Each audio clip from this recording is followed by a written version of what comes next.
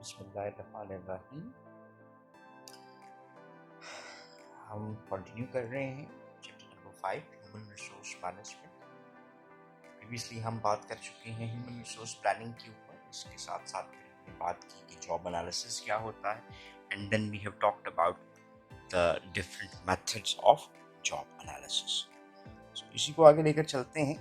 और हमने different methods में जब देखा कि हमारे पास क्वेश्चनर है, इंटरव्यू है, डायरी मेथड है, टेक्निकल कॉन्फ्रेंस मेथड है, these are the different methods which can be used in order to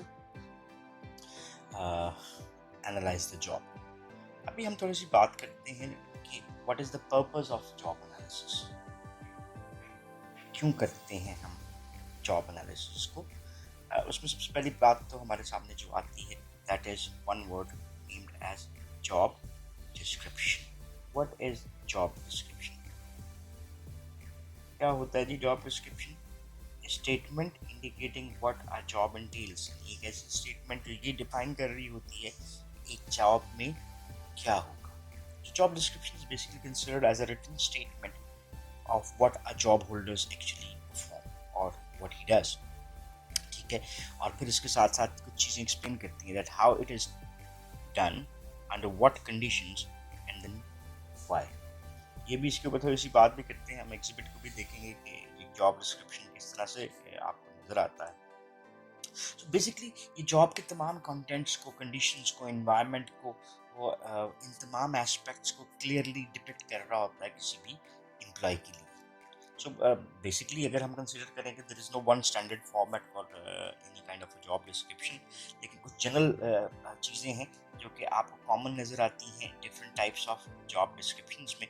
उसके ऊपर थोड़ी सी बात कर लेते हैं। पहली चीज़ कि अमूमन आपको क्या नज़र आएगा, किसी भी जॉब डिस्क्रिप्शन में जॉब टाइटल ज़रूर नज़र आएगा। जैसे sales promotion officer title, field manager, regional sales manager, branch manager, operations manager, these are the different titles. तो किसी न किसी भी जॉब में जो भी एक टाइटल होता है वो जॉब डिस्क्रिप्शन का एक बेसिक एलिमेंट होता है जो कि बता रहा होता है कि जॉब है क्या और उसकी नेचर और ड्यूटीज क्या हो सकती है। देन हमारे पास दूसरा एस्पेक्ट आ जाता है, इसको हम कहते हैं that is the job identification section. Job identification section में हम इंफॉर्मेशन रिलेट कर रहे होते हैं about the location of the department and the job. ठीक है, और इसी के साथ आइडेंटिफिकेशन में आपको रिपोर्टिंग रिलेशनशिप भी मिल जाता है कि कौन किसको रिपोर्ट कर रहा है। आपकी जॉब की कोडिंग हो सकती है for better implementation of human resource information system. So ये आपका दूसरा एलिमेंट आ गया जो कि अमूमन आपको जॉब एनालिसिस में मिलता है। देन आपको एक और बहुत मेजर चीज़ जो रिलेट करती है that is the job duties, कि आपके जॉब डिस्क्रिप्शन में ये चीज़ शामिल होती है कि आप क्या चीज़ें परफॉर्म कर रहे हो। So it list the job duties in order two of its importance. जो चीज़ें आपके लिए ज़्यादा इंपॉर्टेंट होती हैं अपनी जॉब में परफॉर्म करना, उसको आप हायर रैंक पे रखते हो, और जैसे जैसे आपके टास्क आगे जाते जाते हैं उन लेसर इम्पोर्टेंट टास्क को आप मोर एंड मोर नीचे लेके जाते जाते हो। और देन जी जॉब डिस्क्रिप्शन में at times there are parts of that is called as specifications.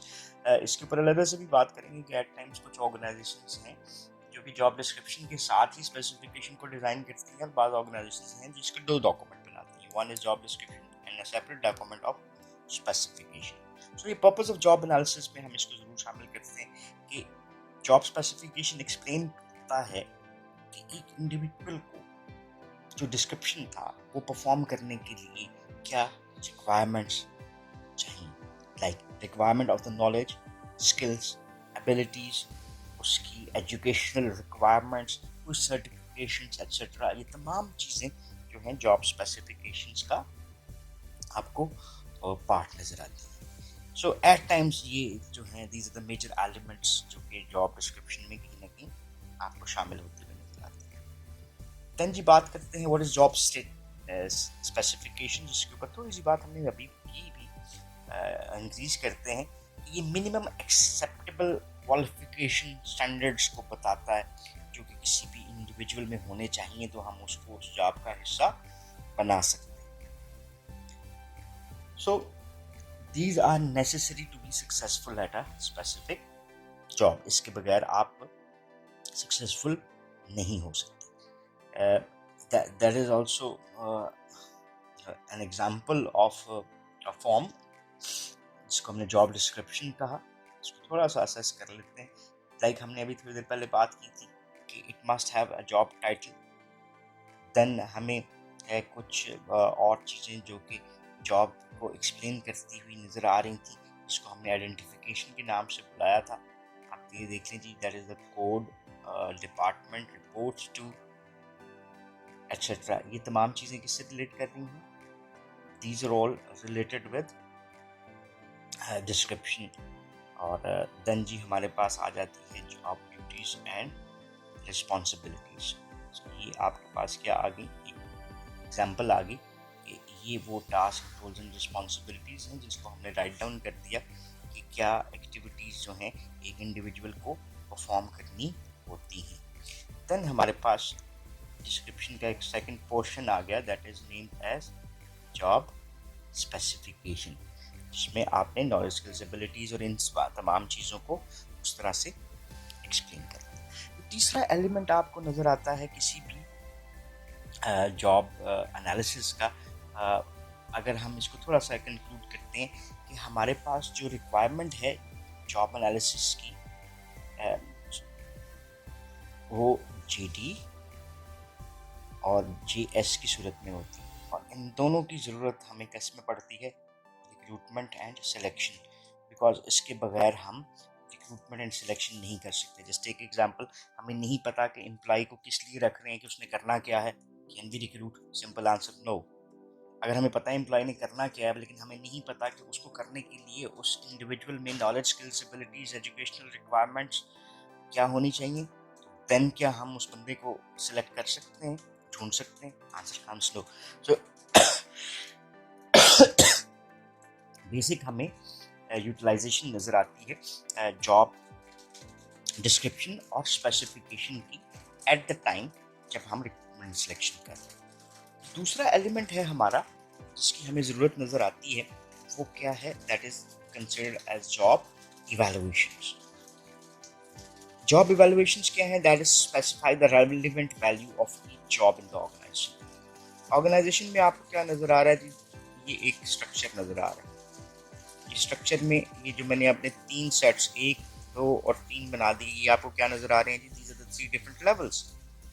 इस लेवल पे जॉब की इंपॉर्टेंस फ़र्क है, इस पे फ़र्क है और इस पे इंपॉर्टेंस फ़र्क है. So how do we consider कि जॉब जो भी आप परफॉर्म कर रहे हो उसकी relative importance against the other job, चाहे वो इसकी इसके साथ है या इसकी इसके साथ या इसके साथ इंपॉर्टेंस है, उसको हम असेस करने की कोशिश करते हैं. That process of assessing all these is termed as job evaluation. So अभी के लिए इस लेक्चर को यहीं पे हम ख़त्म करते हैं. हमने बात की थी पहले जॉब एनालिसिस की, और इस लेक्चर में हमने ज़्यादा बात की है कि हमारा जो जॉब एनालिसिस हम परफॉर्म कर रहे होते हैं, what are the purpose that are related with job analysis. और नेक्स्ट वीडियो में हम इसी चैप्टर को आगे लेकर चलेंगे. Have a nice time. Thank you very much. Allah.